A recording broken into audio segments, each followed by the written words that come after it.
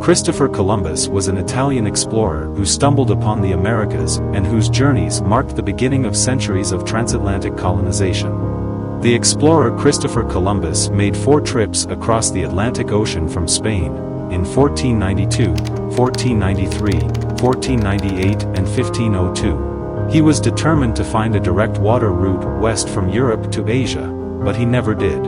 Instead, he stumbled upon the Americas. Though he did not really discover the so-called New World, millions of people already lived there. His journeys marked the beginning of centuries of exploration and colonization of North and South America.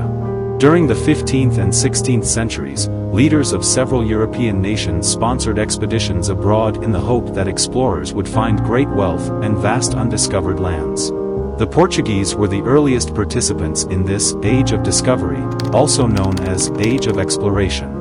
Starting in about 1420, small Portuguese ships known as caravels zipped along the African coast, carrying spices, gold and other goods as well as enslaved people from Asia and Africa to Europe. Did you know? Christopher Columbus was not the first person to propose that a person could reach Asia by sailing west from Europe. In fact, scholars argue that the idea is almost as old as the idea that the Earth is round. That is, it dates back to early Rome.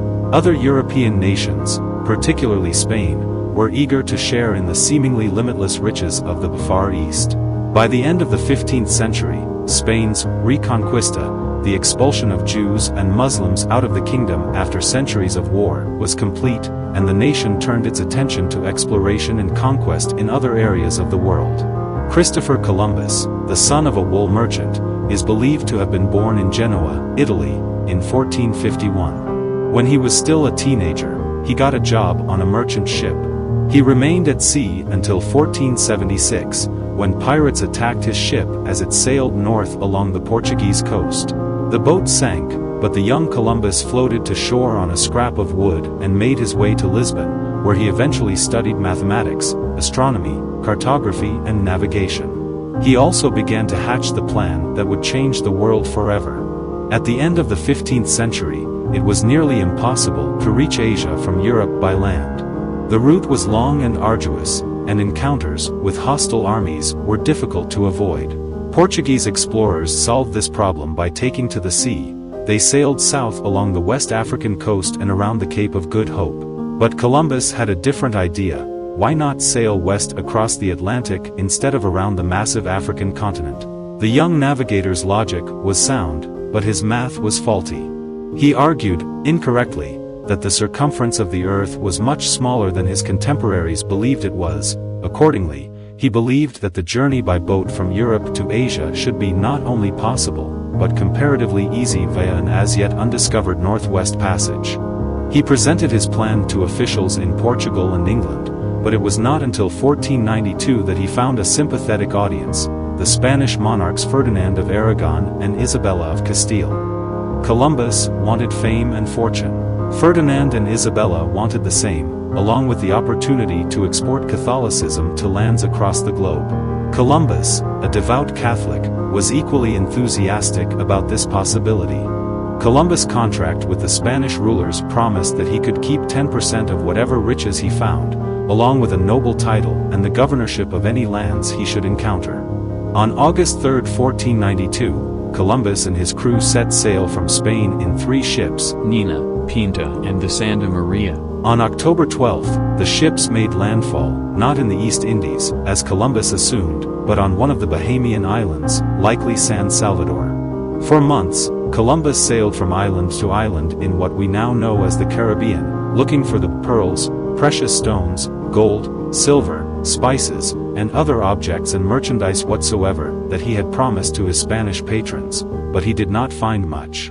In January 1493, leaving several dozen men behind in a makeshift settlement on Hispaniola, present-day Haiti and the Dominican Republic, he left for Spain. He kept a detailed diary during his first voyage. Christopher Columbus's journal was written between August 3, 1492, and November 6, 1492, and mentions everything from the wildlife he encountered, like dolphins and birds, to the weather to the moods of his crew. More troublingly, It also recorded his initial impressions of the local people and his argument for why they should be enslaved. They brought us parrots and balls of cotton and spears, and many other things, which they exchanged for the glass beads and hawks' bells, he wrote. They willingly traded everything they owned. They were well-built, with good bodies and handsome features. They do not bear arms, and do not know them, for I showed them a sword, they took it by the edge and cut themselves out of ignorance. They have no iron, they would make fine servants. With 50 men we could subjugate them all and make them do whatever we want. Columbus gifted the journal to Isabella upon his return. About 6 months later, in September 1493, Columbus returned to the Americas. He found the Hispaniola settlement destroyed and left his brothers Bartolomeo and Diego Columbus behind to rebuild, along with part of his ship's crew and hundreds of enslaved indigenous people. Then he headed west to continue his mostly fruitless search for gold and other goods. His group now included a large number of indigenous people the Europeans had enslaved. In lieu of the material riches he had promised the Spanish monarchs, he sent some 500 enslaved people to Queen Isabella.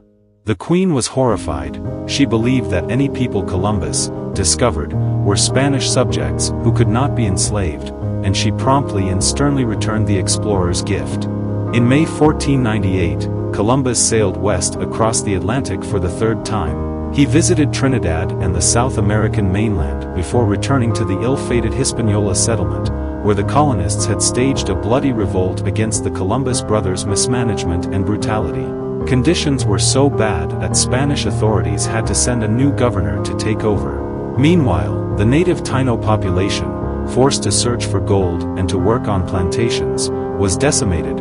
Within 60 years after Columbus landed, only a few hundred of what may have been 250,000 Taino were left on their island. Christopher Columbus was arrested and returned to Spain in chains. In 1502, cleared of the most serious charges but stripped of his noble titles, the aging Columbus persuaded the Spanish crown to pay for one last trip across the Atlantic. This time, Columbus made it all the way to Panama, just miles from the Pacific Ocean, where he had to abandon 2 of his 4 ships after damage from storms and hostile natives. Empty-handed, the explorer returned to Spain, where he died in 1506.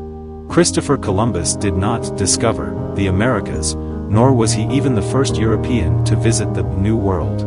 Viking explorer Leif Erikson had sailed to Greenland and Newfoundland in the 11th century. However, his journey kicked off centuries of exploration and exploitation on the American continents. The Columbian Exchange transferred people, animals, food and disease across cultures. Old World wheat became an American food staple. African coffee and Asian sugar cane became cash crops for Latin America, while American foods like corn, tomatoes, and potatoes were introduced into European diets.